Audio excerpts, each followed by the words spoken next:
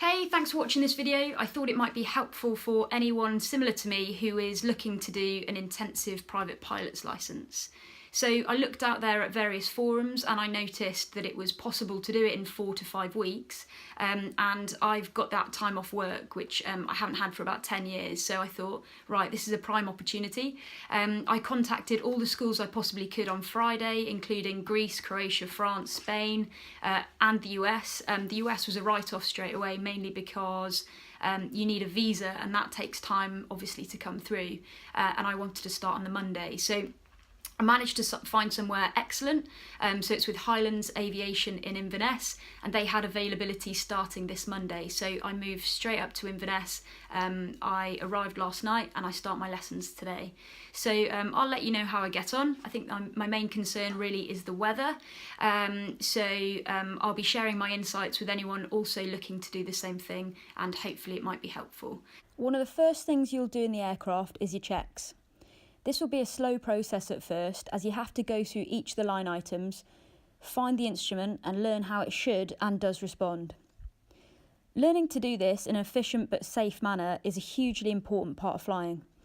You will do these checks where you have the ability to refer to the physical checklist before starting up the aircraft, after startup, when holding to do your power checks, after exiting the runway and before shutting down.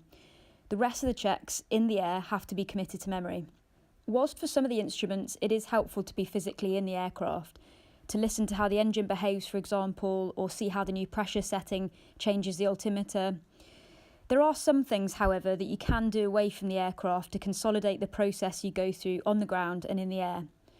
One of the things that I did was to take a high-resolution picture of the dashboard and to then make a real-size replica to have at home. This allowed me in the evenings to practice the repetitive process of going through each of the checks. So when I was back in the aircraft, the actions would hopefully become second nature much quicker.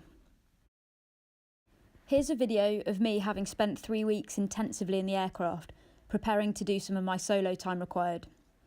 You can see how the process is much quicker and I'm confidently going through all of the checks. During my skill test, the examiner was asking me what I was looking for with various parts of the checks. So just to highlight here that it's not simply the process you have to know, but also a deep level of understanding about how the engine behaves and why. So I'm 2 weeks in, just thought I'd share a little update. So I've had 1 day off flying in that 2 weeks because it was too windy and the conditions were too bad really to go out. But otherwise I've been averaging 10 hours per week, which is really good. So that's on target for my 4 to 5 weeks. And that's mainly because the school have very kindly given me a fantastic instructor. We've been working really well together and he's got a lot of free time to be able to dedicate to me and to flying, which has been brilliant. So I think my main limitation will be the exams, passing the exams. There's 9 of them plus an RT verbal exam, so there's 10 really in total, and that actually, in order to read the books, understand it competently and then pass the exams, I think will be quite challenging. So I went solo 2 days ago, and to go solo you need to have passed air law and also to have done your medical. So just a heads up, if you've got enough hours and you're competent enough to go solo but you haven't got those criteria, then you won't be able to do it for insurance reasons. So that's really worth knowing. So that's one I've prioritised. So I'll keep you updated. Things are going well so far. 9 to 6 at the school every day has been manageable, and I've not been sort of feeling too tired or too fatigued to be able to learn or to be able to fly, which is really, really important. So that would be my one watch out. If you're not used to doing lots and lots in a day and learning lots and lots already, then actually I've heard that other people doing intensive PPLs can find that really, really tiring. So that's definitely worth taking into consideration. With the approved training organisation I learnt with, it was a requirement to also take and to pass your navigation and flight planning and performance exams ahead of doing your first solo navigation. Although this part is toward the end and it is one of the latter things you will do, if you're doing it intensively, this can come quite quickly.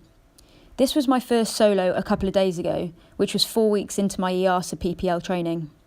My recommendation would be to sit down with your flight school and instructor on starting your PPL and making sure that taking the exams and passing them isn't a limiting factor for when you have the competency to do the various flying parts of the course. Just about to start my solo cross-country navigation to Wick and Kirkwall. Wish me luck. The minimum flying requirement ahead of going for your skill test is 25 hours of dual instruction and 10 hours of solo flying. Of that 10 hours of solo flying, 5 hours needs to be solo navigation, and of that 5 hours solo navigation, you need to do one solo cross-country flight, which includes a full stop at 2 other airports over 150 nautical miles. Depending on where you do your EASA PPL, you may be waiting for some time for the right conditions to do this solo cross-country. Be aware that you may also have to wait for your examiner to be available. For example, where I was doing my EASA PPL, there were only 2 examiners and one was out of the country for most of the time, so make sure you mention this early and perhaps even book in your skill test at an early date too. In terms of how I got on, I finished all of the criteria for my EASA PPL in 6 weeks and 3 days. That included passing the 9 exams, doing my radio licence exam and 45 hours of flying. I was very happy to pass my skill test first time after 8 weeks.